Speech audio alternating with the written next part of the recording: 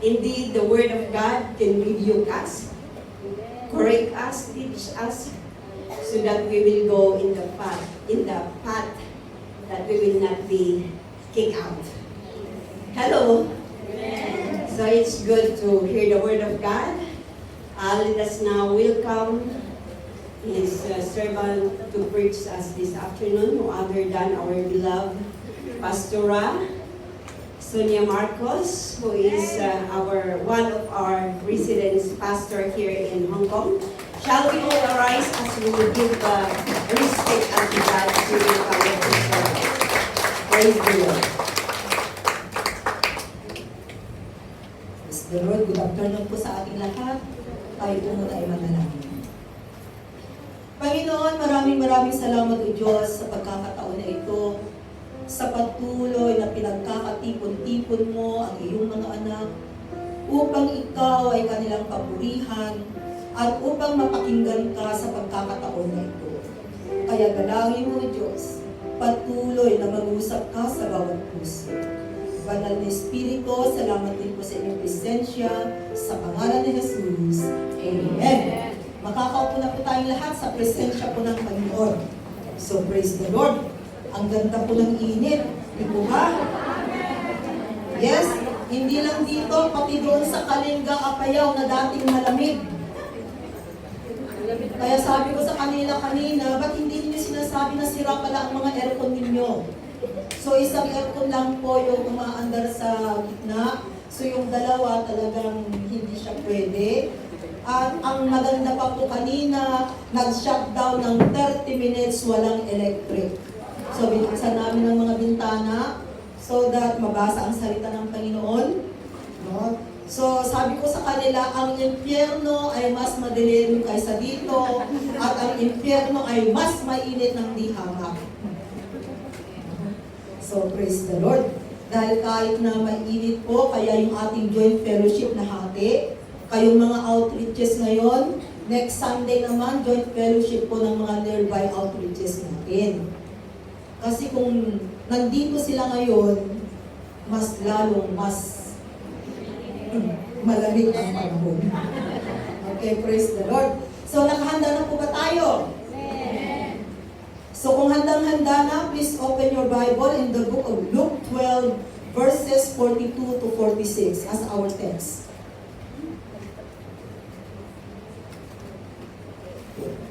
Yan po yung text po natin sa hapon na ito, found in Luke 12, verses 42 to 46. Na ang sabi po rito, the Lord answered, who then is the faithful and wise manager, whom the master puts in charge of his servants, to give them their food allowance at the proper time? Next verse. It will be good for that servant whom the master finds doing so when he returns. Marami po sa atin dito ang walang mga amo right now.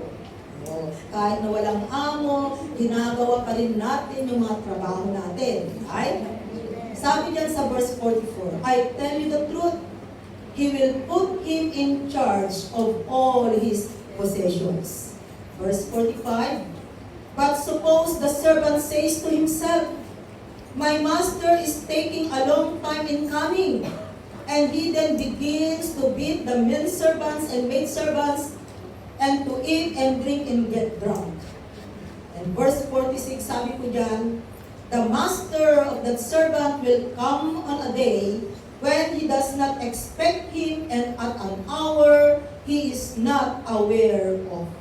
He will cut him to pieces and assign him a place with the unbelievers. So dito, example po ito, no, na makikita po natin that all of us, we are servants even in this world, no? Lahat po sa atin dahil ang trabaho po natin right now, di ba, may employer tayo, may master tayo na pinagsisilbihan.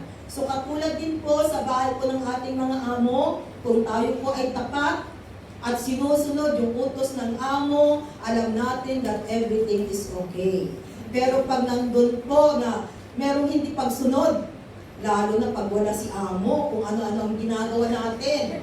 You know, just remain faithful sa inyong paninilbihan at sabi pa ng Panginoon, kinalulugdan po niya. So this afternoon, our topic, it is about responsible servant. Responsible servant. So sa pagiging mananampalataya po natin, napakaganda po at ito po ay kalugod-lugod sa mata ng Diyos. Kung ang bawat isa sa atin ay makita ng Panginoon na we are called responsible servant. So, responsible servant of God with regards to, titignan natin, no, saan kaya? Number 1 na ating pag-uusapan, it is our time. Ang oras natin. Salamat kay Lord dahil sa oras na ito, bawat isa po sa atin ay nandito sa kanyang tahanan at ibinigay natin ang oras para sa kanya. Kaya sabihin mo dyan sa katabi mo, sabihin mo sa kanya, glory to God. Glory to God. Yes. Praise the Lord dahil hindi po nasayang ang oras natin sa pagkakataon na ito. Buti na lamang kapatid, absent ka man kaninang umaga, present ka ngayon. No? So, still may time. Hindi nasayang yung oras. Kasi even our time, it is our responsibility to God kung paano po natin ginagamit ang ating oras. Ephesians 5, verses 15 to 16.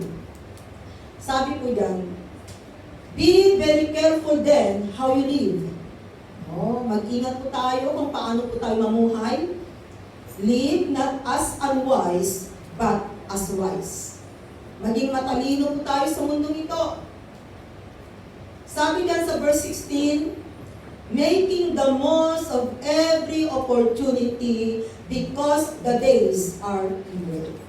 So wag po nating sayangin ang oras, ang panahon, ang pagkakataon dahil hindi po ito na ibabalik. Tomorrow, darating ang ganitong oras, pero ibang date na, di ba? Iba na. Ganun ng ganun, lumilipas po ang panahon. So, sayang naman mga kapatid kung sasayangin natin ang araw na dumarating sa buhay natin. Katulad ngayon, kung wala tayo sa presensya ng Panginoon, sayang ang araw na ito, sayang ang oras. But praise the Lord dahil ninais po natin na tayo po ay makarating sa kanyang kaharian, na hindi po masasayang ang oras na ito, especially this is our Sabbath day. So making the most of every opportunity, huwag sayangin. Kasi kung titingnan na po natin ang kapanahunan ngayon, the days are evil. Napakaraming sitwasyon na nangyayari sa mundong ito.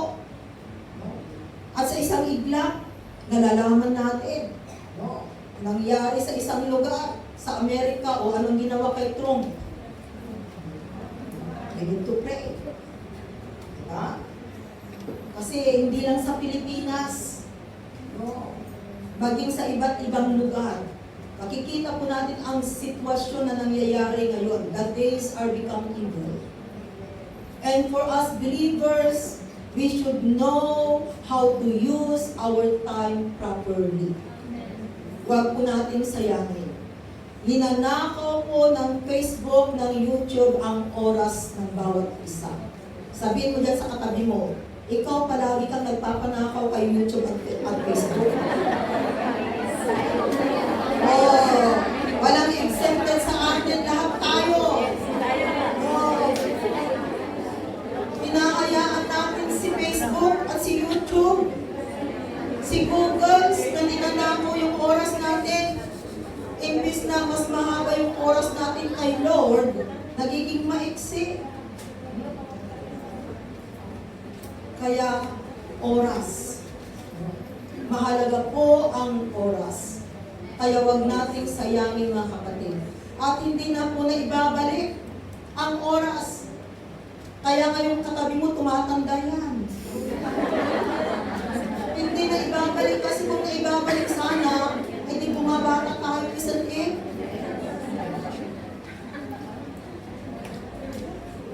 Kaya even our church, makikita natin ngayon na parang ito na yata yung time na talagang even leadership, changing of leadership, Kaya sinabihan ko ang mga kalingga kanina, kung sino yung ipapatayong leader, bagong leader, do not compare to the old leader.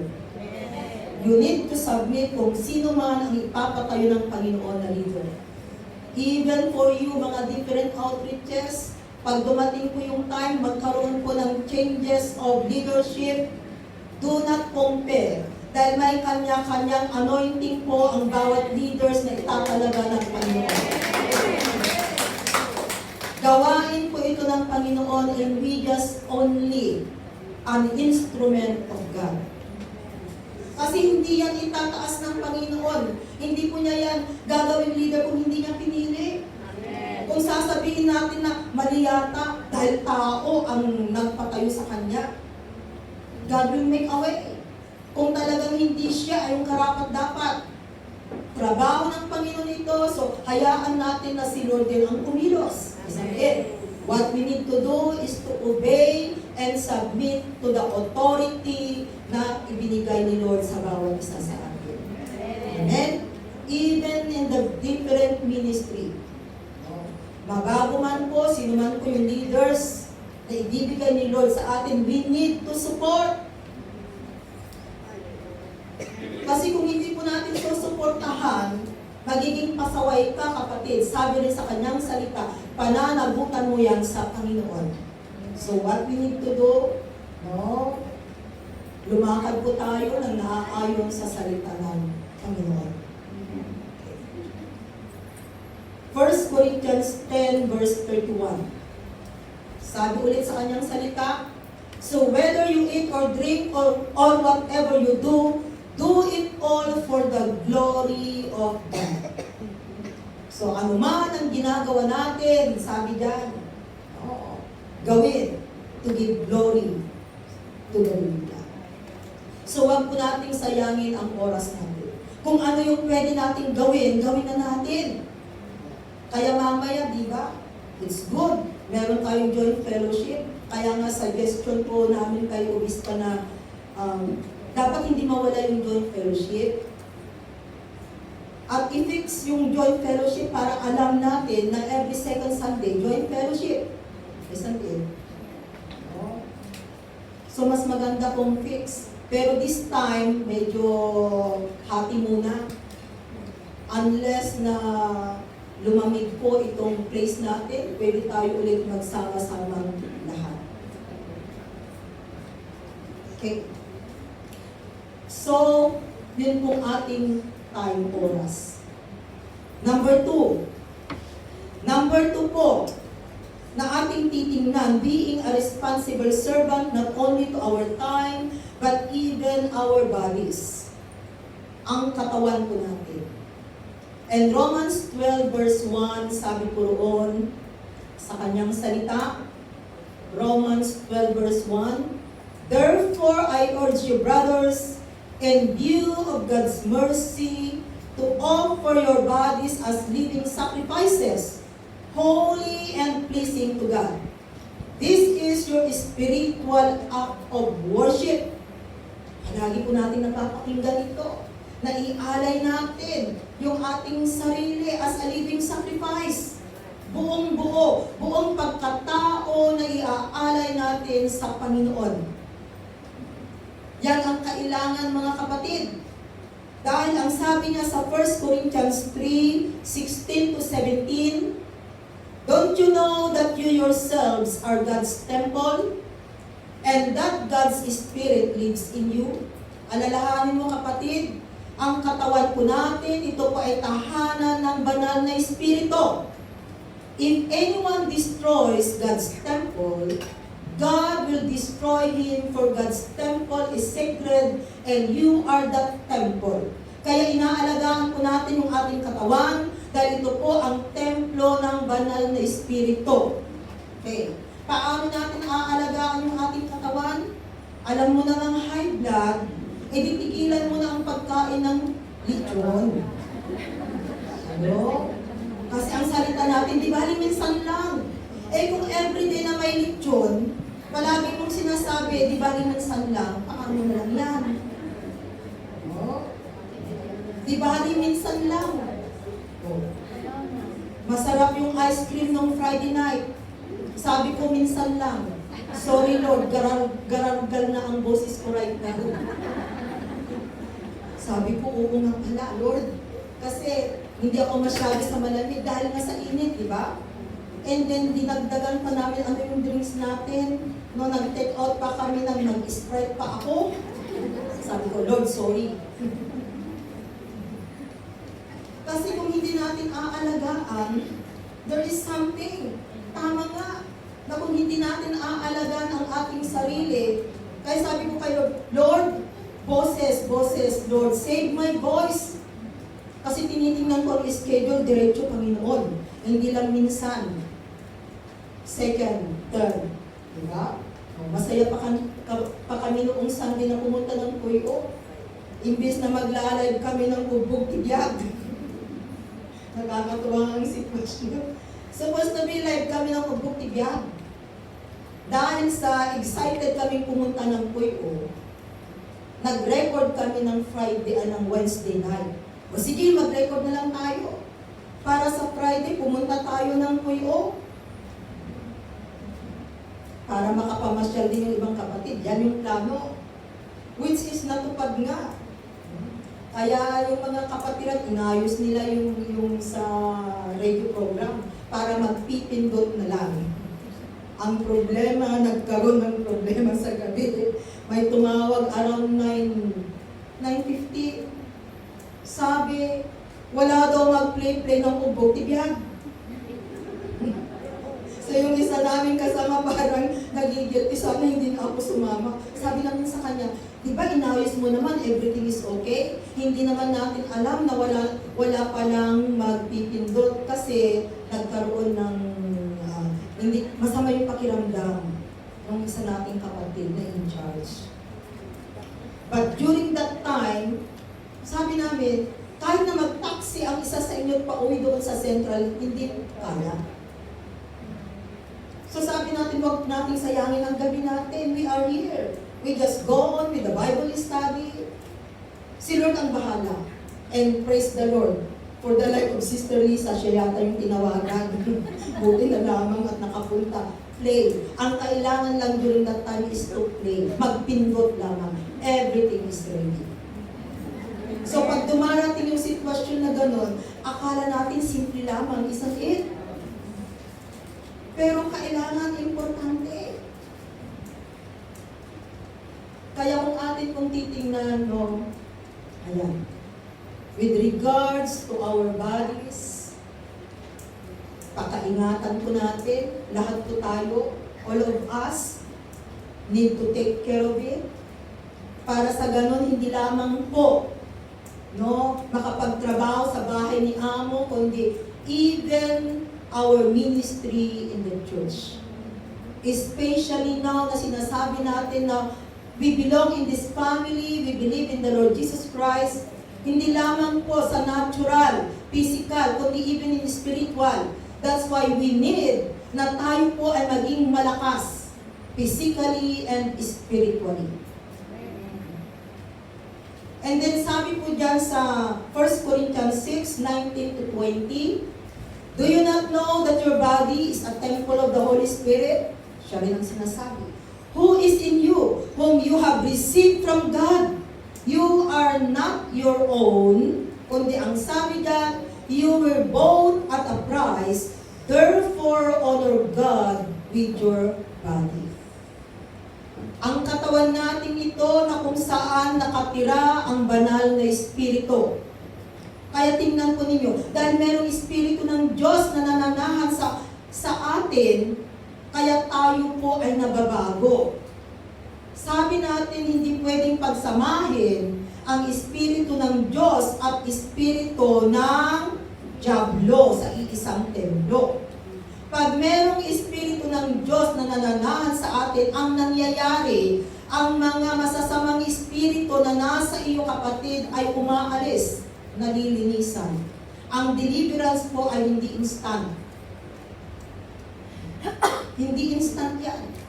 Pag obedience ka, madali lamang lumayas ang mga masasamang espiritu. Pero pag may pagka-disobedient, nandyan pa rin, nakikipag-struggle. Anong klaseng mga espiritu yung natanggal sa atin? Sabihin na natin, yung espiritu ng pagkachismosa. Oh. Yung espiritu ng nagsasalita ng masama. Yung espiritu ng pagkakuripot. Tingnan mo yung katabi mo, baka hindi pa natanggal sa kanya yung espiritu ng pagkakuripot. Yan.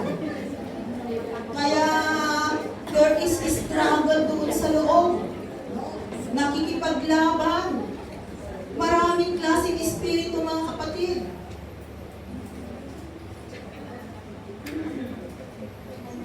Pero yan po ay aalis dahil pagtunay na nasa atin ang Espiritu ng Panginoon, hindi makakatagal ang anumang klaseng masamang espiritu na nasa iyo. Kaya ang deliverance, hindi po kinakailangan na may pastor sa iyo na mag-deliver, na mag-in Jesus' name. Even for yourself, napapalayas ang demonyo as you obey the Word of God. Kaya kung obedience po tayo, walang magiging problema. At kung obedience po tayo, ibig sabihin, we are doing the will of God in our life. Kaya wala na pong magtatanong, Lord, ano ba ang will mo sa buhay ko? Sige, basa ka muna, basa ng salita ng Panginoon. Lord, kung saan mapunta itong daliri ko, Lord, yun ang sinasabi mo, Panginoon. Eh, paano kung napunta doon, sasabi doon, hang yourself.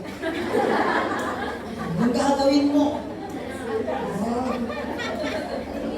So, sa mga salita ng Diyos na ating napapangkigan, just obey. At pag once na inuubay po natin, sinusunod natin ang salita ng Panginoon, ibig sabihin, we are doing the will of God in our life. So sabi ni Lord, you were bought at a price, therefore honor God with your body. Kaya alagaan po natin ang ating katawan. Dahil dito po nananahan ang banal na espiritu. Kaya yung dating lasinggero, hindi na naglalasing. Kung naninigarilyo, hindi na niya sinusunog yung templo ng Panginoon. May pagbabago. At kung ano man yung ginagawang hindi tama, nababago yan. Because this temple is the house of the Holy Spirit. Okay, number 3. Number 3 po, na we are responsible, na kinakailangang tingnan natin kung paano natin ito inaalagaan, our natural and spiritual gifts. Bawat isa po sa atin ay mayroong natural gift. Natural na yan, kapatid. Mula nung isinilang ka, nandyan na yan. Kaya nga yung mga magaganda ang boses, no? Natural na talagang nakakakanta sila. Meron din naman yung trying hard. Lalo na pag gustong maging praise and worship leader, kasi may kilala tayo noon, gusto niya maging praise and worship leader. Pero yung kanyang boses, agpalaod, agpadaya. But you know, God give the desire of our heart. And then nababago, nagiging maayos yung boses, hanggang sa pwede na siyang makapag-lead para sa Panginoon. Remember, God can give us the ability as long as that we are willing and available. Andun kasi yung availability niya. Andun kasi yung willingness niya. So, God can give the ability to do it. Bawat isa po sa atin, maaari yung katabi mo. No. Magaling siya. Sa anong area, ano yung gift niya, ay magaling siyang magluto. Ikaw naman, magaling na tagakain. Praise the Lord, di ba? O may tagaluto, merong tagakain. Kaya di ba, pag alam natin marunong siyang magluto sa mga outreaches, alam na natin kung sino, oy sister, yung luto mo ha.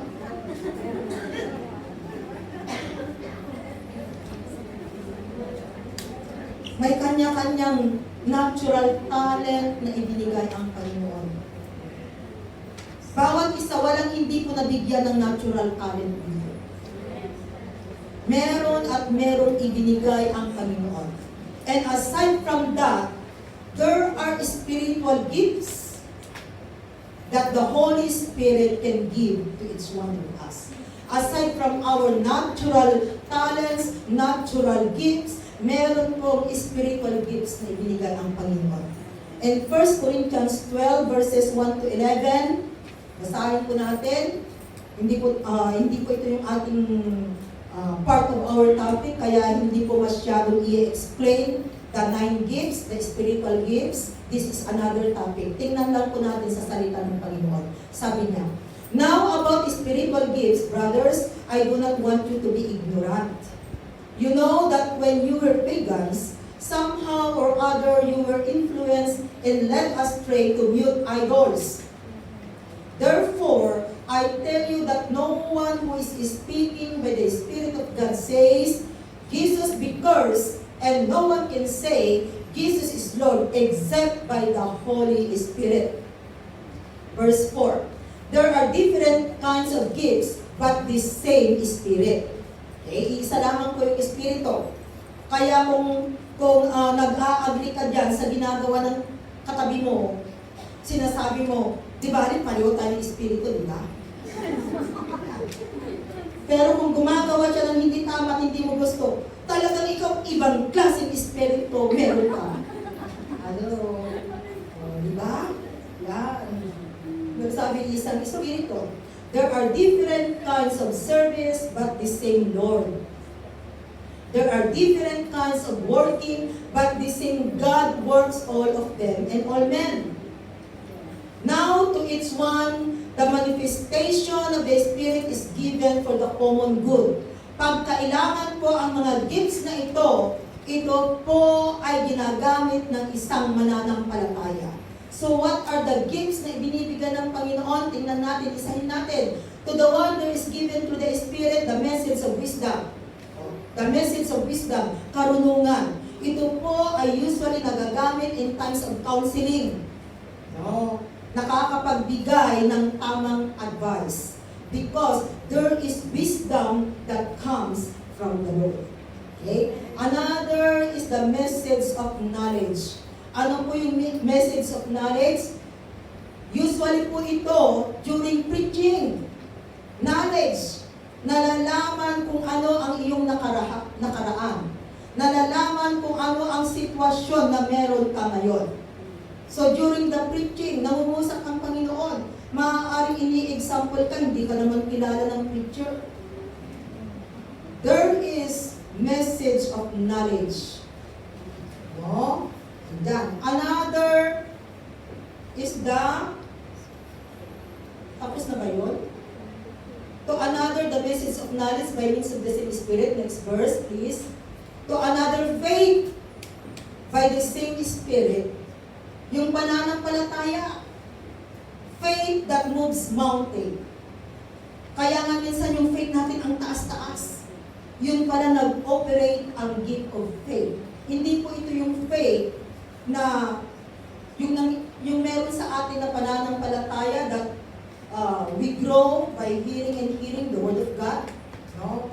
This is the gift of faith ng example po, the faith of our bishop. He is an example na talagang meron siyang faith. Grabe yung kanyang faith. Na talagang kahit na hindi pa niya nakikita, he already claimed it. And it happened. To another gift of healing by that one Spirit.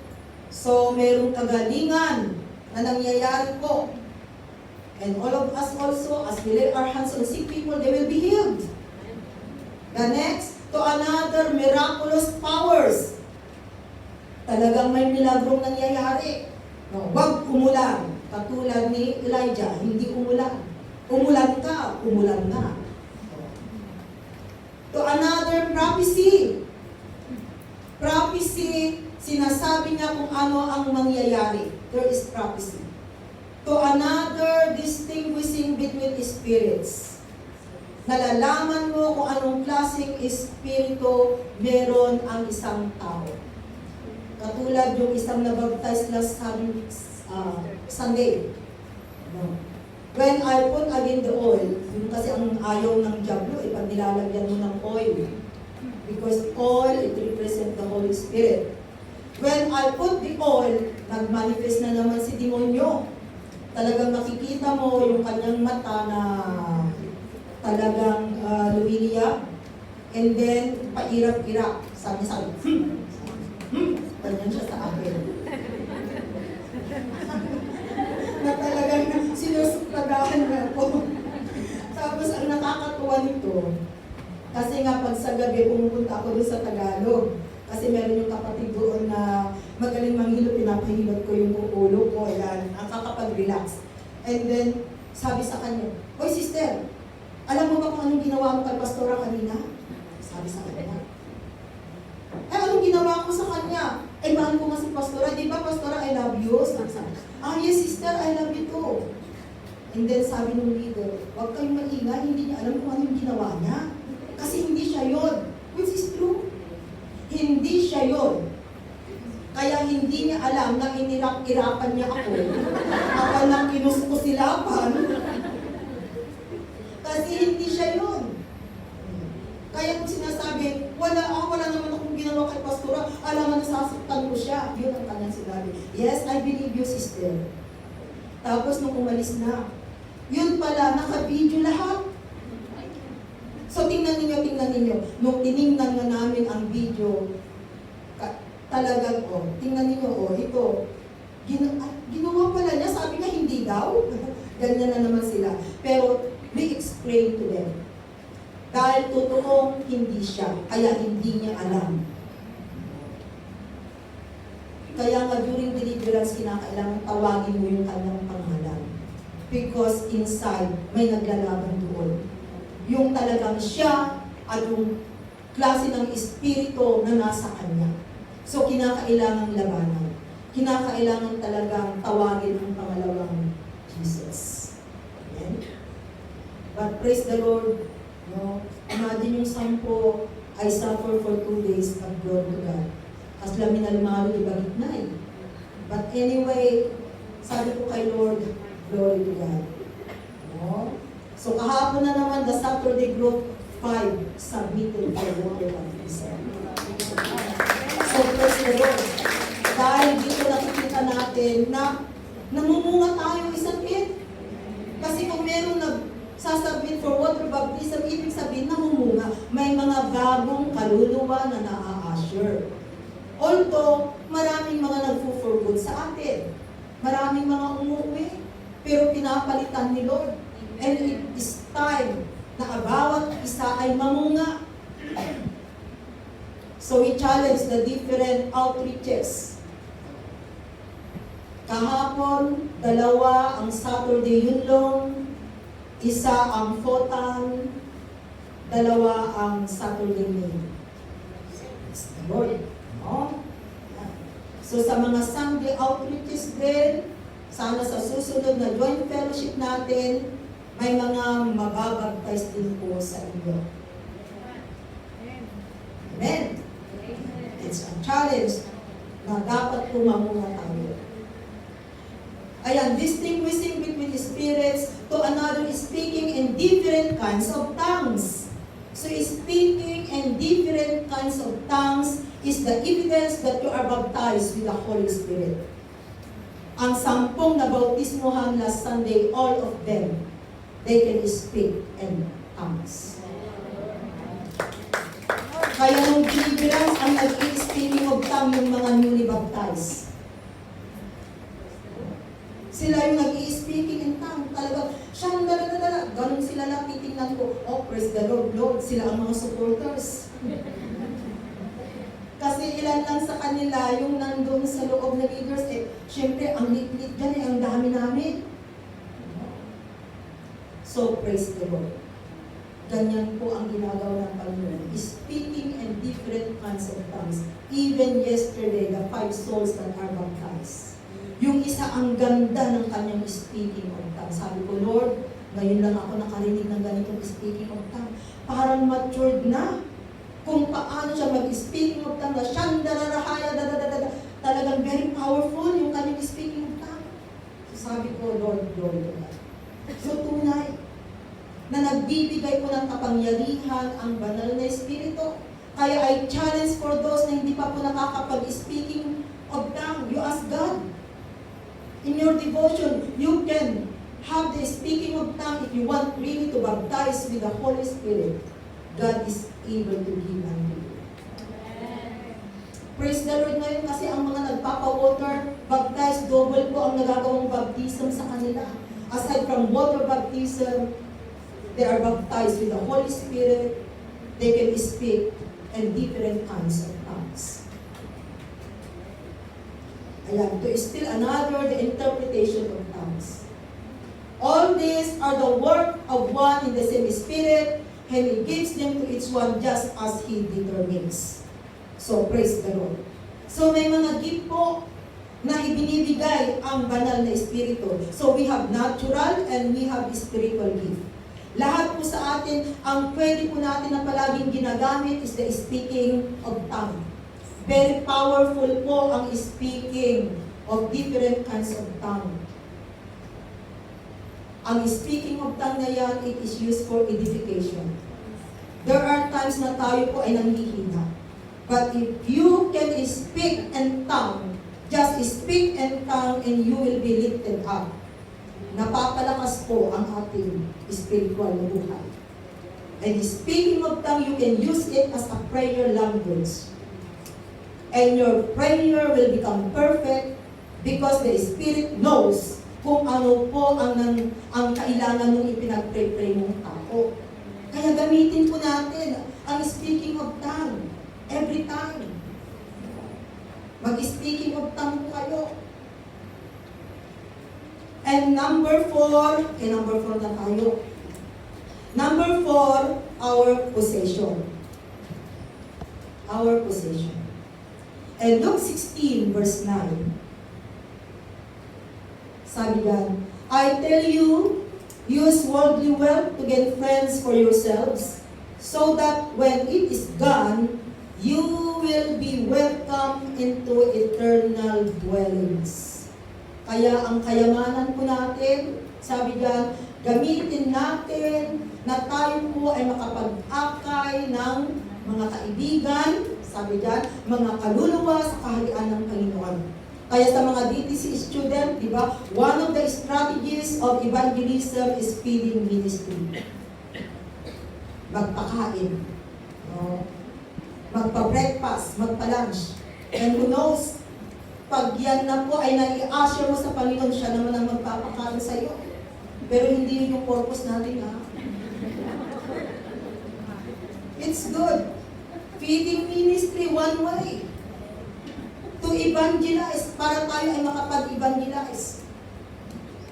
So use worldly wealth. Pag umuwi po kayo sa Pilipinas, gather your relatives, your families. Magpa-dinner po kayo. Magpakain. At bago ninyo sila pakainin, mag-share ng salita ng Panginoon, even in a simple. I-share ninyo ang salita ng Panginoon. And then lead them in a sinner's prayer. After that, sabihin mo sa kanila, pwedeng itaas muna natin ang ating mga kamay. Sumunod kayo sa panalangin na ito. And then pray for them, pray for the food, and enjoy your dinner. Nandun po sana nakaparte ng ating pagbabakasyon to share the Word of God to our relatives, to our friends. We have example in Luke chapter 12, verses 14 to 21. Familiar na po kayo sa kwentong ito. But we need to read it again to remind us.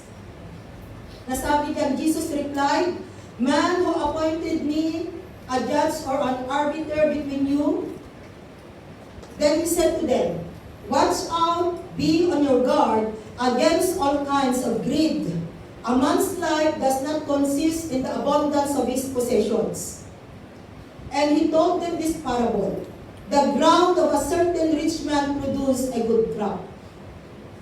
He thought to himself, what shall I do? I have no place to store my crops. Ito yung pinakamagandang problema sa mundo. Saan ko ilalagay ang aking kayamanan?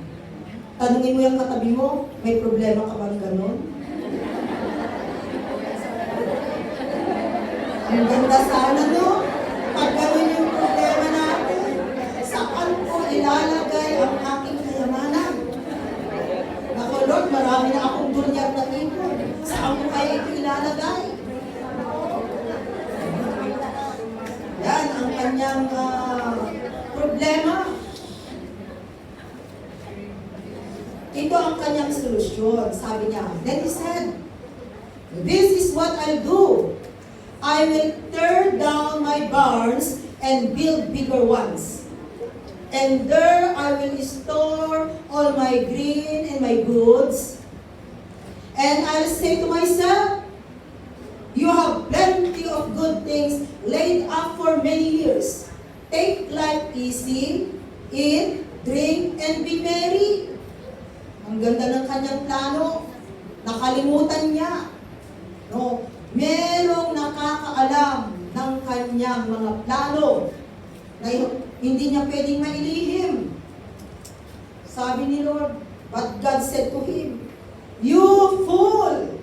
This very night, your life will be demanded from you. Then, who will get what you have prepared for yourself? This is how it will be with anyone who stores up things for himself but is not rich toward God. Kaya tingnan po natin mga kapatid, isali po natin ang Diyos maging sa lahat-lahat po ng kung ano yung ibinigay ni Lord sa bawat isa sa atin. Kasi ang kwentong ito, sayang. No? Hindi niya madadala. Sabi ko nga palagi ko pong sinasabi, ang batang isinisilang sa mundong ito, ang sanggol na isinisilang mga mother. Nung isinilang ninyo ang mga babies ninyo, ang kanilang mga kamay ay tikom. Walang baby na isinilang na bukas na yung kanyang palad, nakaganon yung bata. Bakit? Kasi ang batang yan magsisimula pa po ng buhay sa mundong ito, sabi ng bata, marami akong pangarap sa buhay. Marami akong gustong angkinin. Marami akong gustong gawin. May plano ako sa buhay. Gusto ko ng ganito, gusto ko ng ganito. Pero pag namatay ang tao, unat ang palad. Bakit unat? Nagpapatunay lamang na wala kang madadala ni isa man. Bibitawan mo lahat. Kaya tingnan po natin, sige, mag-iipon ako, walang nakakaalam. Magbabangko ako. Eh biglang may nangyari sa'yo kapatid, walang nakakaalam. Pinamanahan mo lamang ang bangko. Kaya kung maipon ka, dapat mayroong nakakaalam. Na mayroong kang itinatagong kayamanan. Para pag naunat ang dalawang paa mo, at least merong makikinabang na kapamilya o kakilala at hindi yung bangko. Kaya tingnan po ninyo pag nag-open account kayo, walang beneficiary.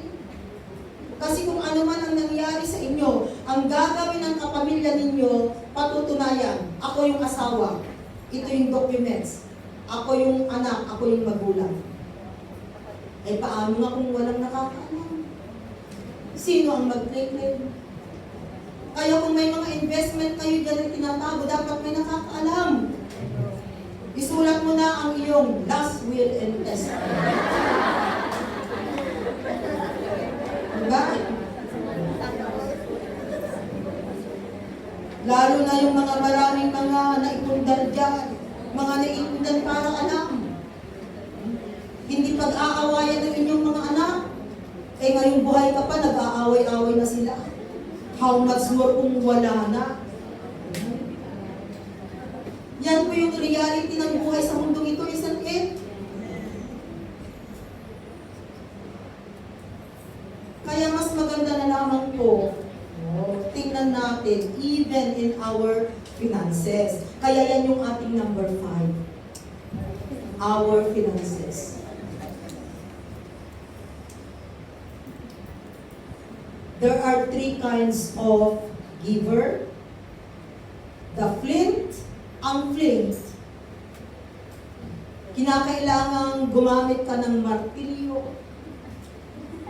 alcohol, matigas kasi. No? Kailangang pitpitin mo siya. Ang tanong, ang pre-believers ba nagpipit-pit sa inyo?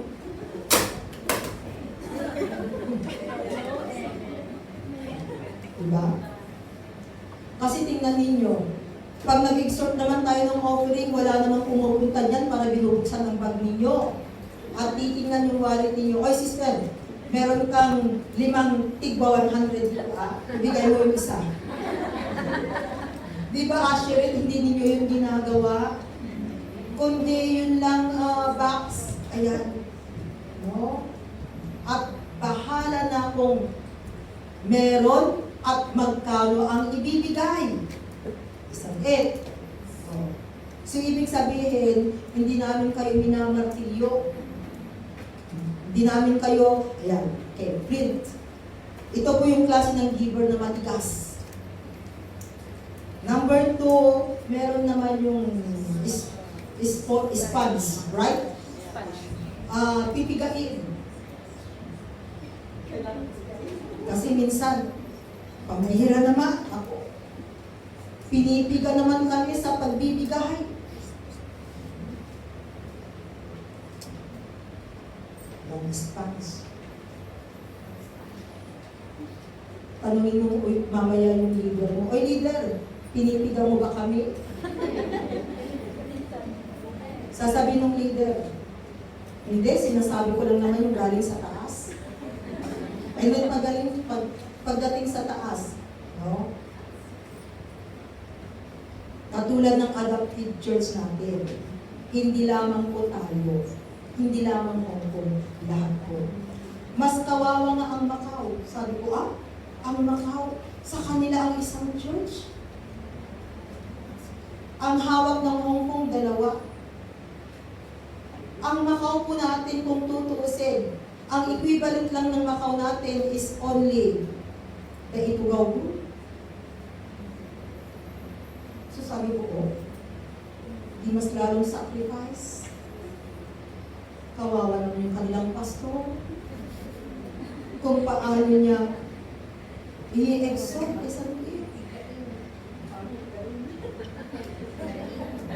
but anyway, si Lord na lang ang bahala. Kaya nga, today is July. Ayun, ginagawa ko yung 1 year. Start from May 2023 until June 2024. Tinitingnan namin kung sino na yung mga fully paid. Kung sino yung may mga balance. Magkano ang balance, magkano ang naibigay, and the total. Eh, meron na naman tayong bago. But praise the Lord. Kaya kung may pera ka, ibigay mo na ng minsanan para 1,000 lang. Pag monthly, 100. Ang cash, may discount. Umipisa na naman po this month of July. The second church. Pang-apat. Diba? 2 nung una, 2 na naman nung una. Hindi lamang po tayo, kundi nagtutulungan dahil ang vision po ay magkaroon po ng simbahan sa Pilipinas. Kung tutuusin, dito nga lamang sa Hong Kong, kung i-convert po natin yung ibinabayad natin ng ating mga worship hall, milyon. We are paying at least 1 million for 1 month, converted to pesos. Pagsama-samahin natin lahat ng worship hall. Pero dahil nagkakaisa po tayo, kaya hindi natin masyadong nabibigatan, isang parang okay lang. So dito natin nakikita na, praise the Lord, sa tinagal-tagal ng panahon, ganun po yung sistema natin until now. But still, the church is alive and doing well. So ganun po yung ginagawa po ng Panginoon sa ating church. At ang Panginoon, meron siyang pamamaraan kung paano po niya ibabalik sa atin. Hindi mo man makamtan ngayon, kapatid. Pero sasabihin ko sa iyo, there is a perfect time na makikita mo ang bunga ng mga sakripisyo mo para sa Panginoon. Ayan, yung sponge, pinipigas siya. Ang number 3,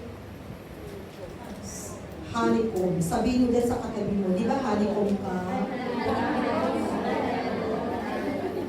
Amen. Yan, honeycomb. Matamis. Hindi napipilitan. Okay? There are ways of giving to God. Pamamaraan kung paano po tayo magbigay sa Panginoon. Number 1 is willingness. Willingness po ang nais ni Lord. 1 Chronicles 29 verses 1 to 9. Basahin po natin ang example na ito na kung saan they are willing to give. Sabi diyan, then King David said to the whole assembly, my son Solomon, the one whom God has chosen, is young and inexperienced. The task is great because this palatial structure is not for man, but for the Lord God. With all my resources, I have provided for the temple of my God, gold for the gold work, silver for the silver, bronze for the bronze, iron for the iron, and wood for the wood, as well as onyx for the settings, turquoise, stones of various colors, and all kinds of fine stone, and marble, all of those in large quantities. Yan po ang sabi ni King David. Besides, in my devotion to the temple of my God, I now give my personal treasure of gold and silver for the temple of my God. Over and above everything I have provided for this holy temple. Next verse. 3,000 talents of gold and 7,000 talents of refined silver for the overlaying of the walls of the buildings. Sinasabi po rito yung mga ipinagkaloob ni Haring David. For the gold work and the silver work and for all the work to be done by the craftsman, now who is willing to consecrate himself today to the Lord. Yan ang sabi po ni King David. At ang ginawa po ng mga tao, sabi yan, then the leaders of families, the officers of the tribes of Israel, the commanders of thousands and commanders of hundreds, and the officials in charge of the king's work gave willingly. Gave willingly. Kaya ang mga leaders po natin dito ay mapagbigay. Hello mga leaders? Amen. Walang leaders ng pre-believers na kuripot. Mapagbigay po ang mga leaders. Dahil mapagbigay ang mga leaders, it will flow into members. Kaya ang mga members din po ay mapagbigay. Amen? Kaya sabi yan, no? Ayan. They gave toward the work on the temple of God 5,000 talents and 10,000 dareks of gold, 10,000 talents of silver, 18,000 talents of bronze, and 100,000 talents of iron. Any who had precious stones gave them to the treasury of the temple of the Lord and the custody of Jehiel the Gershonite. The people rejoiced at the willing response of their leaders, for they had given freely and wholeheartedly to the Lord. David the king also rejoiced greatly. So may kagalakan mga kapatid. Kaya hindi po tayo nasasayangan because we know and we know na si Lord ay kaya po niyang tumbasan anuman po yung ibinibigay natin para sa Panginoon. So willingness. Another is sacrifice. Sacrificial. Luke 21 verses 1 to 4. As he looked up, Jesus saw the rich putting their gifts into the temple treasury. He also saw a poor widow put in 2 very small copper coins. I tell you the truth, he said. This poor widow has put in more than all the others. All these people gave their gifts out of their wealth, but she out of her poverty put in all she had to live on. Kaya tingnan po ninyo, kinalugdan ni Lord yung poor widow na nagbigay lamang po ng 2 copper coins, sabi niya yung kanyang ibinigay. Kasi yun lang yung meron siya. Ibig sabihin, kung ano yung meron siya, lahat-lahat ibinigay niya. Compare to this rich one na ang ibinigay lang niya ay extra doon sa kanyang meron. Kaya sabi ni Lord, kinalugdan niya ang poor widow nito. She is an example of sacrificial. Yun na nga lang, ibibigay mo pa. So it is a sacrifice. Yan ang ibinigay po ng poor widow na ito. Okay, number 3, obedient. 2 Corinthians 9:13. Sabi niya sa 2 Corinthians 9:13, because of the service by which you have proved yourselves, men will praise God for the obedience that accompanies your confession of the gospel of Christ and for your generosity in sharing with them and with everyone else. Yung pagiging obedient natin. Kahit na hindi na sinasabi, alam na natin. Kahit na hindi na sinasabi ni leader na pinapaalahanan ka, oy sister, asa na yung tithes mo? No? Kasi leaders natin, chinecheck yung tithes natin, ano? One way yan. Kasi baka makalimutan natin. Kaya chinecheck po ni leader because our leader is accountable to us. Even in our givings. Baka kasi nakalimutan natin, they will remind us.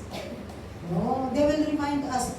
Part po ng leadership dito sa amin, di ba, chinecheck ninyo yung mga givings ng inyong mga members, kaya alam ninyo kung sino yung tithers, yung nagko-continue, at alam din ninyo yung hindi nagtutuloy-tuloy. And overall, ako yung nag-a-update ng givings ninyo. Lahat ng committed members ng Free Believers Hong Kong, isinulat kong lahat ang pangalan nila sa adopted church. And now I found out kung sino ang committed na walang adopted church. Walang naiinihim, di ba? Oops. Meron sa inyo bakante. Bakante. Okay. Obedient. Kasi pledge natin yun. Number 4, freely and cheerfully. Freely and cheerfully. 2 Corinthians 9 verse 7. Each man should give what he has decided in his heart to give, not reluctantly or under compulsion, for God loves a cheerful giver. Yan palagi kong nai-exhort. God loves a cheerful giver. So yung pagbibigay natin, freely and cheerfully. Dapat masaya po tayo, hindi yung katabi ko kasi si leader. Kung hindi ko siya katabi, sana hindi ako magbibigay ng offering ko. Ay naku, lalo na, katabi ko pala dito si Pastora. Nakakahiya namang hindi magbigay. Sandali kapatid. Sa Panginoon po, wag sa tao. Ginagawa natin ang isang bagay to give glory to the living God. Hindi po para ma-please ang kapwa natin tao. Amen. Proportionately. Yeah, proportionately. 1 Corinthians 16 verse 2. On the first day of every week, each one of you should set aside a sum of money and keeping with his income, saving it up so that when I come, no collections will have to be made. Yan ang sabi po ni Apostle Paul. Kaya po inside the church, di ba, meron tayong mga offering bags na kung saan nakahanda na doon yung inyong mga ibibigay. Nakaka-bless yung minsan hindi ko ine-expect kasi nga yung isa nating kapatid, no, it's a testimony. Yung isa nating kapatid noon na nasa evangelism ministry. Di ba? Nag-stay po siya kasi nga na-overstay. So, pumunta siya doon sa jail. But you know that sister, she's very faithful in her givings. Mula nung siya ay dinala ng Panginoon sa church nito. Very faithful siya sa kanyang givings.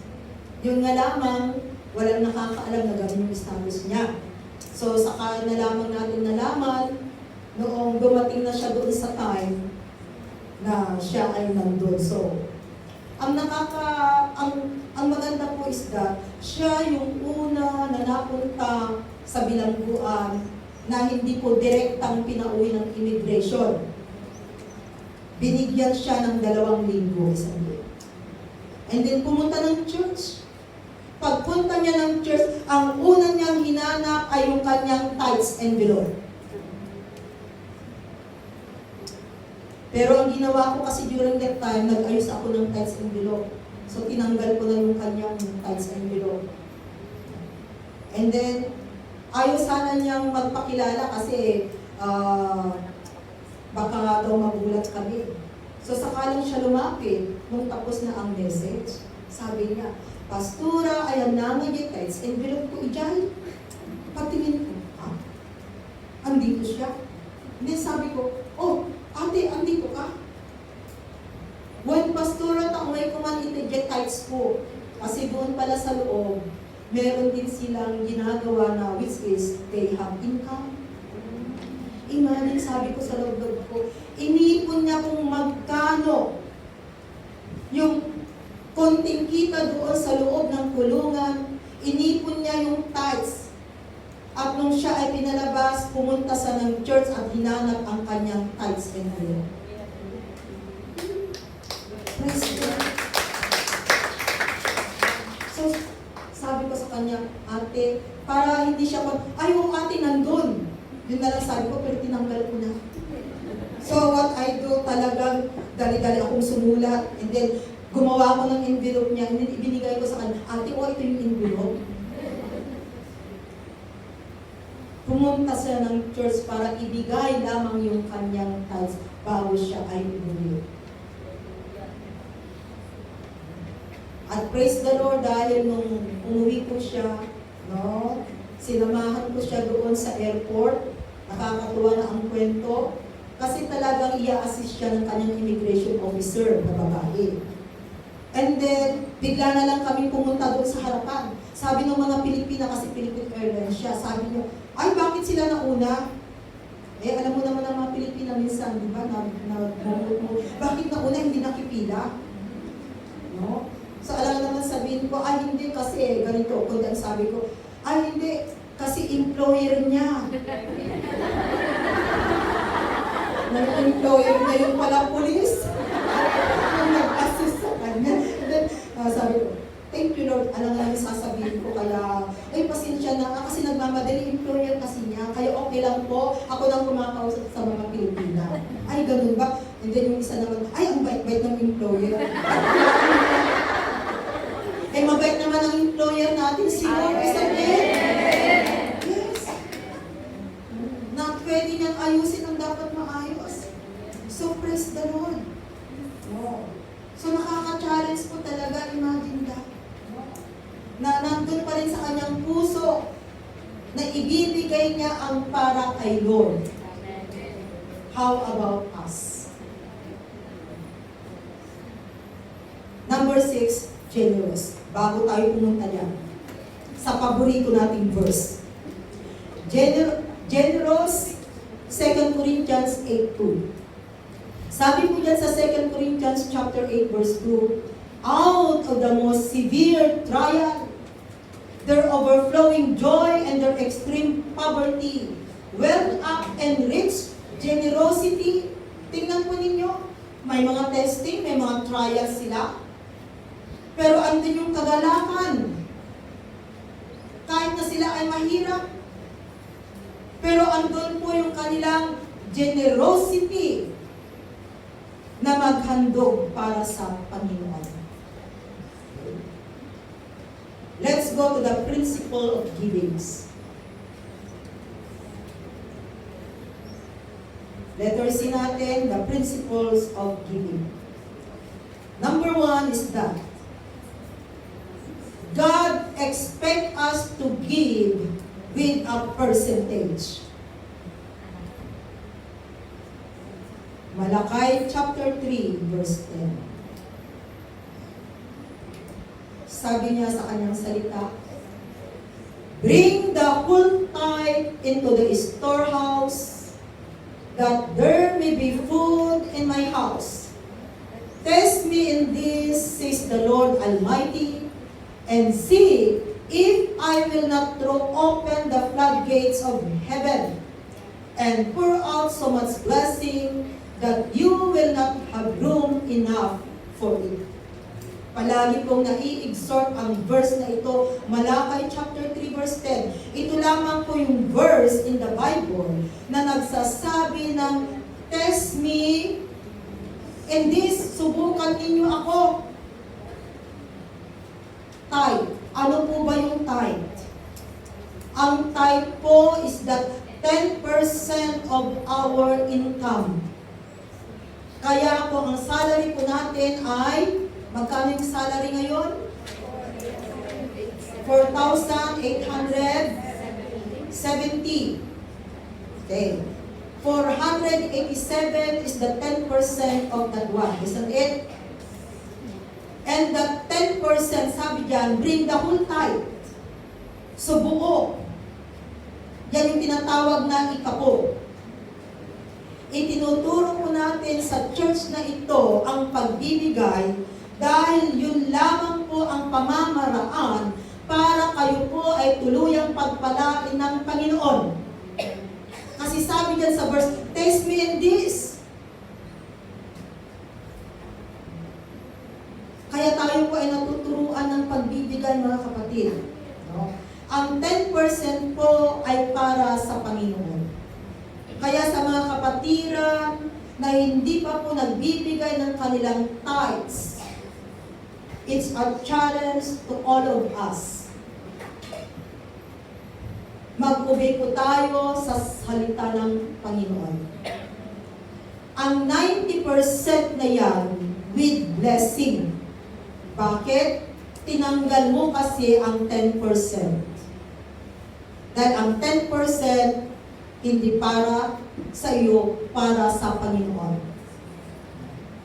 Kung tax sana yung pag-uusapan, hindi sa atin ang tax. It's good for us. OFW, we are exempted sa tax ng Pilipinas.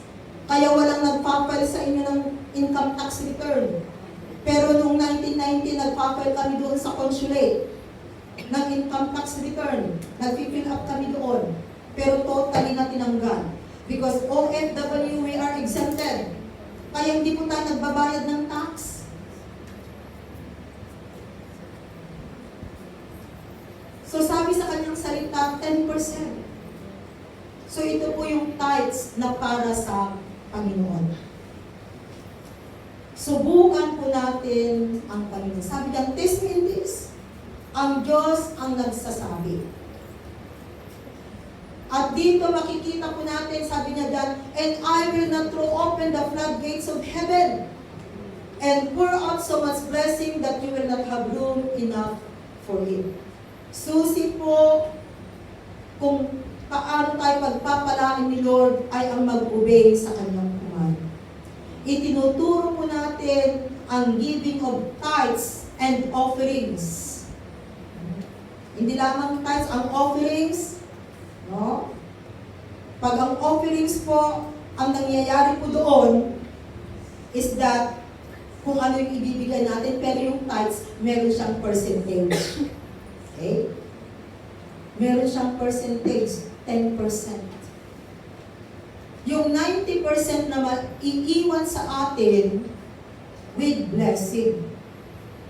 Yun po yung gagamitin natin para sa ating pangangailangan, at doon din po ang gagamitin natin kung gusto natin magbigay ng offerings. Pero ang 10% na yan ay para sa Panginoon. Okay? Kung pagpipiliin po kayo, ano ba ang gusto ninyo? 100% na buong salary, pero wala pong pagpapala ni Lord, o yung 90% na natira with the blessings of the Lord. Tanungin mo yung katabi mo, ano ang pipiliin mo?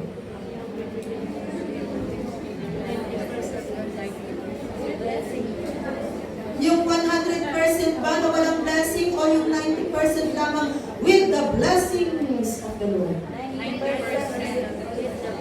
Of course, gusto natin ang pagpapala, isn't it?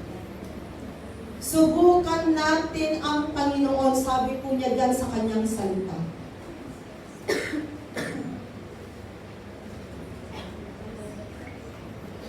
Kaya kung atin pong titingnan, if we are faithful in our givings, mga kapatid, pag tayo po ay faithful, tapat sa ating pagbibigay, alam ni Lord kung paano po niya tayo pagpapalain. Sabi ko nga, darating ang time na bigla na lamang, no? Makikita mo yung pagpapalang ibibigay ni Lord sa buhay mo. Kung nararanasan mo ngayon ang pagpapala dahil sa iyong pagbibigay, meron pang darating na mas magandang pagpapala, kapatid. Dahil tunay po ang salita ng Panginoon. Yung mga nagbibigay naman po ng kanilang mga tithes and offering, you just go on. Huwag po sana tayong hihinto sa ating pagbibigay. Maging faithful po tayo. Pag tayo po ay tapat sa ating pagbibigay sa Kanya, alam ni Lord. Hindi ba ninyo alam kung may problema ang isang committed member? Ang hahanapin, pakitingnan na ang records. Pag humihinto po kayo sa inyong pagbibigay, recorded po tayong lahat. Bakit natin inire-record? Black and white po ito. Para hindi nila sabihin na ganito yung ibinibigay, and then saan nila ginagastos. Kaya recorded everything po. Lahat ng income, lahat ng expenses, recorded yan. Pati kung anong klaseng giving yung ibinigay mo, kapatid, recorded yan.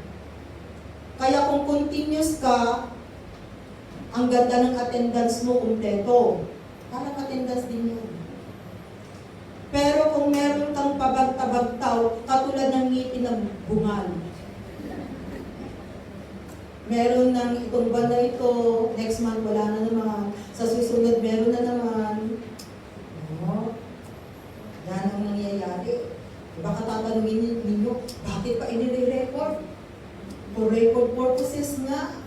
Kasi alam niyo ang kaaway, pwede nang sabihin na pag wala tayong ipinakita kung ano yung record ng mga income, mga expenses, pwedeng sabihin ng kaaway, o tingnan ninyo, wala silang recorded records, ibinubulsa nila.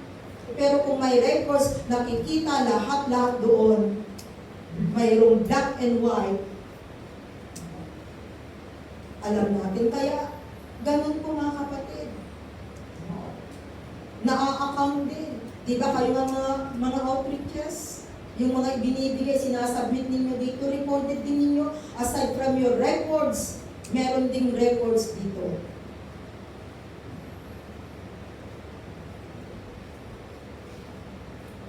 Tahimik tayo dito. Tuloy muna natin. Yan, God expect us to give with a percentage. Kaya challenge for those, subukan po natin ang Panginoon. Ang 10%, hindi po para sa atin, para kayo. At kung just in case na nag-stop ka, kapatid, no, ipagpatuloy po natin. Naumpisa na natin eh. No? Why not? Nakita na natin. Kaya ituloy po natin. para yung pagpapala ni Lord. Hindi lamang po sa atin yung pagpapala. Kasali na po ang pamilya natin. Number 2, principle of giving is that we are to give systematically and regularly. Systematic at regular po yung pagbibigay natin. 2 Chronicles 31 verses 11 to 12. Sabi dyan, Hezekiah gave orders to prepare storerooms in the temple of the Lord, and this was done. Verse 12. Then they faithfully brought in the contributions, tithes, and dedicated gifts. Conaniah, a Levite, was in charge of these things, and his brother Shimei was next in rank. Hindi ba ninyo alam mga kapatid na kung bibilangin po namin yung inyong mga ibibigay, hindi po namin yan bibilangin hanggang hindi kami nag-pray-pray. Pinag-pray-pray namin. Ano yung prayer? Lord, sa bawat kamay na nagbigay ng mga tithes and offerings na ito, pagpalain mo sila, Panginoon. Ano man ang pangangailangan nila, Lord, i-meet mo ang kanilang pangangailangan. Pagpalain mo ang kanilang employment. Pinag-pray-pray po namin. Aside from the prayer, nang nag-pray-pray dito, bago po namin bilangin ang inyong mga pinagkaloob sa Panginoon. Nandun na naman, nahihilingin namin sa Panginoon na pagpalain niya ang bawat kamay na nagbigay ng kanilang tithes and regular offerings. Eh kung yung ibinigay mo lang ay offerings, hindi ka kasali doon sa nagbigay ng tithes. Double prayer po mga kapatid. Minsan nga kung bigla na lang hahawakan ng pera, oy sandali, hindi pa natin pinag-pray. Ipag-pray muna.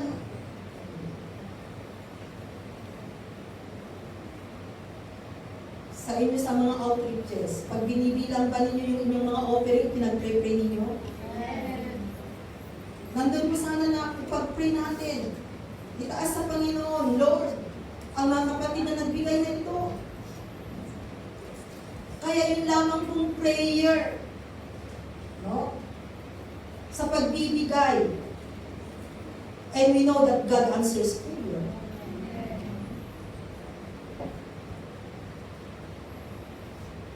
So sabi diyan, they give systematically and regularly. Kaya yung pagbibigay po natin, talagang at the end of the month, pag natanggap natin yung ating salary, kaya nga meron tayong tithes and envelopes. May mga baguhan minsan sabi, uy, ano yun? May nagtanong minsan, bakit meron silang envelope, ako wala? So ang sagot namin sa kapatid, ay ganun ba kapatid? O di bale, bibigyan namin ng 1/4. I-explain. And then sa susunod, hanapin mo yung tithes envelope mo meron. Okay. Number 3. We are to give the best and the first to the Lord. Proverbs 3 verses 9 to 10. Honor the Lord with your wealth, with the first fruits of all your crops. Then your barns will be filled to overflowing, and your vats will brim over with new wine. So yan po yung pangako ng Panginoon, na kung nandun po, na ibibigay po natin ang para sa Kanya, ibabalik din po ng Panginoon. Siksik, liglig, kumaapaw na pagkakata. So hindi po nasasayang mga kapatid, yung ating sakripisyo, even our givings to the Lord. Dinala po tayo ni Lord sa church na ito, na kung saan talagang itinuturo po ang pagbibigay, it is for our own benefits. Upang sa ganun ay malaya po na makakilos ang Panginoon at ibuhos niya ang pagpapalang umaapaw. So hindi lamang po tayo nandito para po masuportahan ang ating mga mahal sa buhay, and even the ministry that God has put in our shoulder. Dahil hindi po mababayaran ang kaligtasan na ibinigay ng Panginoon para sa iyo at para sa akin. And at the end of the day, sabi natin mga kapatid, pag tayo po ay kinuha ng Panginoon, wala tayong madalihan. So why not ibigay natin ang para sa Panginoon upang sa ganoon, ito po yung treasure na hindi po siya nananakaw at treasure na hindi nasisira. Kaya kung yung pong mga wala pang bank account, mag-open account na po tayo. Sabihin mo dyan sa katabi mo, mag-open account ka na, sister. Yes. Mag-open account na po tayo.